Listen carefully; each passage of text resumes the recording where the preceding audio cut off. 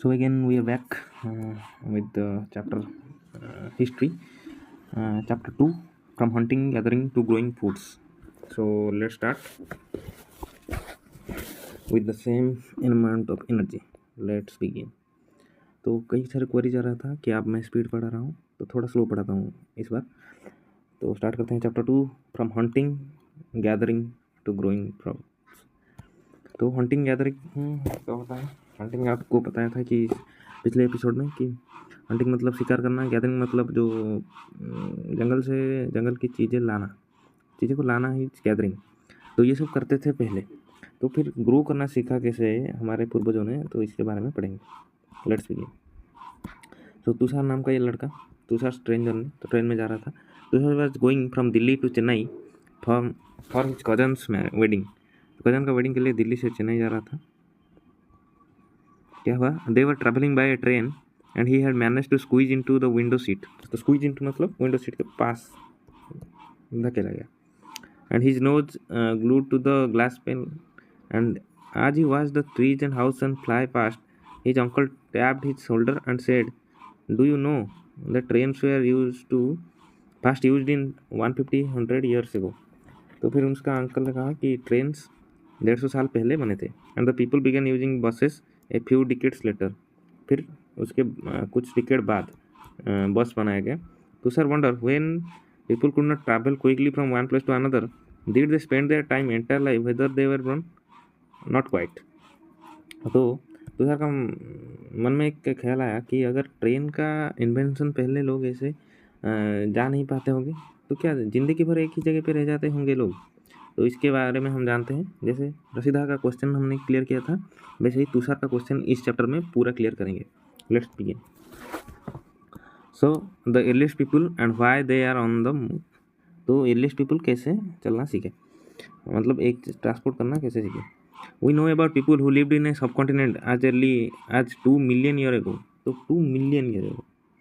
2 million, you know very well, 20 lakh year. 2 6 zeros. And today we describe them as a hunter-gatherer. The name comes from the way in which they got their food. Generally, they hunted wild animal, caught fish, birds, gathered food, roots, nuts, seeds, leaves, and stacks and eggs. So ये कहा कि पहले का लोग animal Hunt करते थे, fish पकड़ते थे, बर्ड्स कैच करते थे और गैदर क्या करते थे? Fruit, roots, nuts, seeds, leaves, stalks and eggs. तो ये सब गैदर करते थे। The hunter and gatherer move from place to place. There are many reason for this. तो हंटर और gatherer place to place move करते रहते थे। इसका बहुत सारे रीजन है। क्या रीजन है आगे पढ़ते हैं। First, if they had stayed at one place for long time, they would have eaten up all the available plants and animal resources. Therefore, they would have to go elsewhere in search of food. तो अगर एक जगह पे रहेंगे तो वहाँ के सारे एनिमल और बर्ड ख़त्म हो जाएंगे, फिर उनका रिप्रोडक्शन करके बनने के लिए भी बहुत टाइम लगेगा, इसलिए वो मूव करते रहते थे एक प्लेस से अनदर, जिससे वहाँ की रिसोर्स ख़त्म होने तक यहाँ पर फिर से उग जाए। फिर क्या हुआ? Second, the animal move from place to place either in search of small prey or in case of deer, wild cattle, in search of grass and leaf, and this is why those who hunted them and follow their movement. तो जैसे हम भी एक जानवर हैं तो हम भी मूव करते हैं जैसे खाने के लिए, तो वो भी अपने खाने के लिए मूव करते रहते हैं, तो उनको भी कई लोग फॉलो करते थे अपने पाथ में। तो आगे बढ़ते हैं।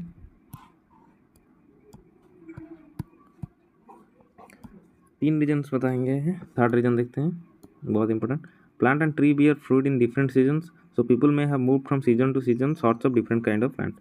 तो डिफरेंट सीजन में डिफरेंट फ्रूट आता है, तो इसलिए लोग घूमते रहते होंगे। चौथा भी रीजन है, the people, plants and animal need water to survive and water is found in lake, streams and rivers, while many rivers and lake are perennial with the water throughout the year and other are seasonal. तो reverse और lake भी seasonal होते हैं और होता है perennial.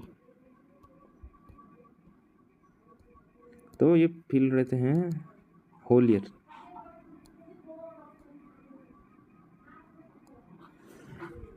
ये रहते हैं कुछ सीजन के लिए फुल रहते हैं पानी में, ठीक है। People living on the bank would have got in source of water during dry season, winter और समर।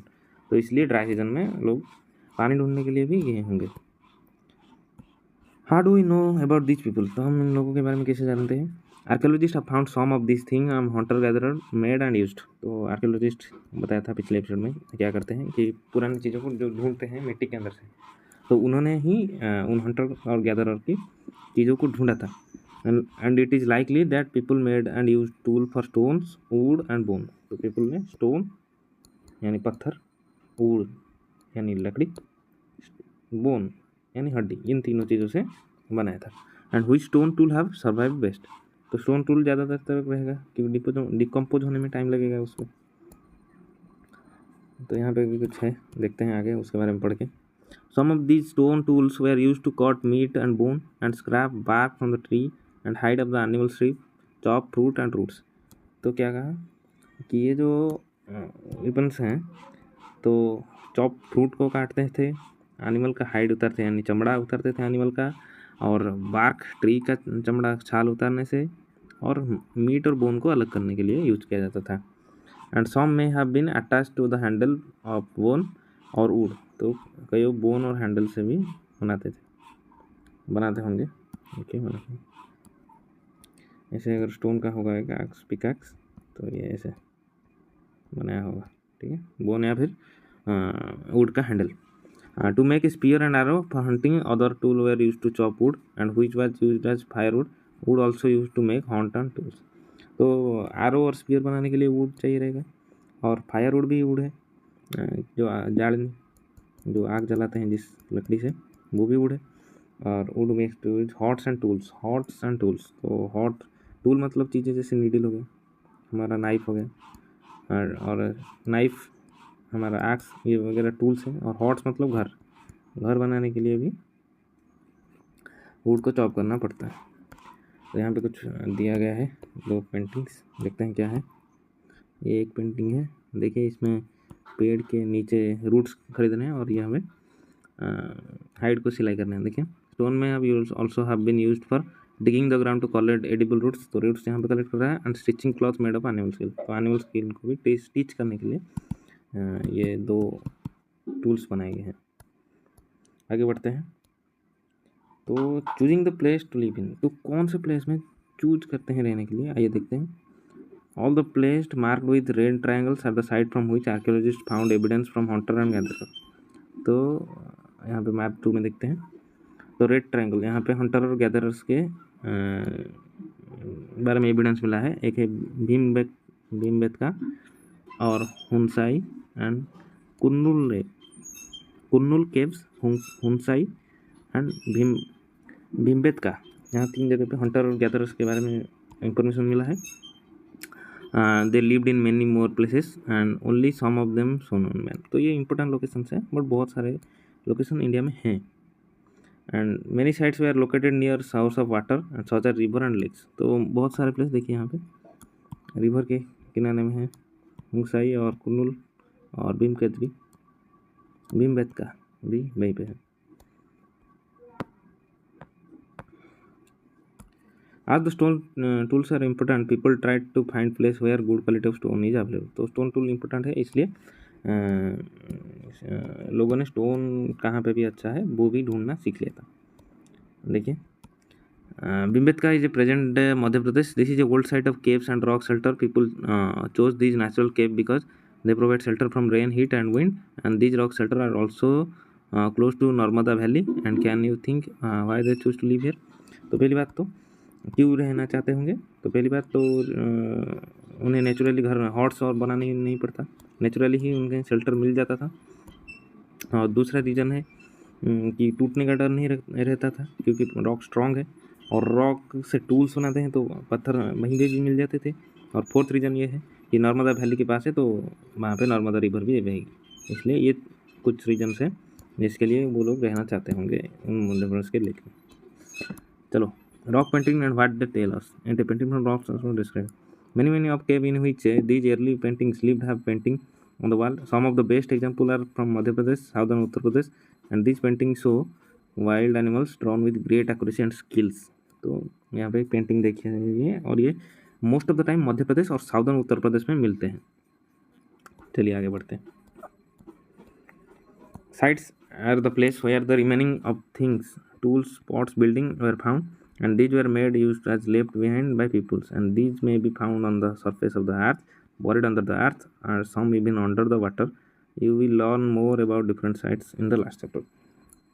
तो साइट्स क्या है कि एक प्लेस रहता है जहाँ पे टूल्स, पॉट्स और बिल्डिंग, यानी जो बनाने की चीज़ें हैं, पॉट्स मतलब खाना बनाने की जो पात्र, और बिल्डिंग्स मतलब घर, वो सब जहाँ पे मिलते हैं उन्हें कहा जाता है साइट्स। और वो चीज़ें ज़मीन के अंदर भी हो सकती है, आग के सरफेस पे भी हो सकते हैं, या फिर पानी के अंदर भी हो सकते हैं। सो फाइंडिंग आउट अबाउट फायर, तो आग के बारे में उन्होंने कैसे पता लगा? तो कुर्नूल केव्स तो देखा था हमने, तो palaeolithic site, the trace of ash has been found here and this suggested that people were familiar with the use of fire and fire could have been used for the many things as source of light, roast meat and to scare away animals. तो कुर्नूल केव में fire के assess का जो है proof पाए गए हैं। तो ये किस लिए था कि सोर्स ऑफ लाइट का सोर्स था, फिर मीट को रोस्ट करता था यानी कुक मीट बनाता था, और स्केयर अवे एनिमल, तो एनिमल को भी स्केयर करता था। इसलिए ये 3 रीजन है। What do we use fire for today, तो फायर का अभी का यूज भी ऑलमोस्ट वैसा ही है, लाइट का सोर्स है और एनिमल तो है नहीं, फिर भी स्केयर करता है और फूड भी कुक करता है। और भी बहुत सारे रीजन्स हैं फायर में बहुत सारे काम आते हैं, आप खुद सोचिए। मैं बताने जाऊँगा तो बहुत सारे बता दूँगा। Name and dates. Archaeologists have been given lengthy names for the time that we are studying. They are called earliest period called Paleolithic site. तो Paleolithic फिर आएगा Paleo means old, Lithic means age. नहीं Lithios mean Lithios means stone, age नहीं, so stone, तो stone age meaning था इसका। Palaeolithic age का मतलब है stone age. The name point the importance of finding stone tools. The palaeolithic period expand from 2 million year ago to 12,000 year ago. तो stone age कहाँ से कहाँ तक था? Stone age, so 2 million year ago to 12,000 year ago. This long stretch of time is divided into lower, medium and lower, upper and middle. So 3 stage में divided है, lower Palaeolithic, upper Paleolithic, no, middle Paleolithic and upper Paleolithic age. The long span of time covered 99% of the human history. So Paleolithic period 99% of the human history reserve करता है। फिर देखते हैं the period when we find environmental change and beginning of 12,000 year age, 10,000 year is called Mesolithic. So Paleolithic फिर Mesolithic age और Middle Stone Age. The stone found during Stone tools are found during this period are generally tiny and called microliths. Microliths were probably stuck on the handle of bone of wood to make tools such as saws, sickle. At the same time, older varieties of tools continue to be in use. So क्या कहा कि palaeolithic में हमने जो weapons देखे थे वो बहुत बड़े बड़े थे और ये बहुत डेलिकेट और शार्प थे और फिक्स होते थे हैंडल से। तो this is called Mesolithic and microliths. तो मोनोलिथ एंड माइक्रोलिथ्स, तो पैलेलिथिक एज में जो ये होता था मोनोलिथ्स होते थे यानी बड़े साइज, एक पत्थर को काट दीजिए तो ऐसे, तो ये हो गया मोनोलिथ, देखिए ज़्यादा शार्प है, और ये है माइक्रोलिथ जो कि कम शार्प है। तो मोनोलिथ माइक्रोलिथ्स कहा जाता था और वो था monoliths. The next stage from about 10,000 year is known as neolithic. Neolithic means तो new age, neolithic means new age. And we have also mentioned the name of places. You will find the name and many more places later in the chapter. Very often we use present day names places where lived in because we don't know what they called them now. तो हमें पता नहीं है तो अभी के time पे क्या कहा जाए, क्योंकि हमें अभी हिस्ट्री का नहीं है। तो यहाँ पे देखिए पैलियोलिथिक, नियोलिथिक एंड मेगालिथिक। ठीक है, चलिए आगे बढ़ते हैं।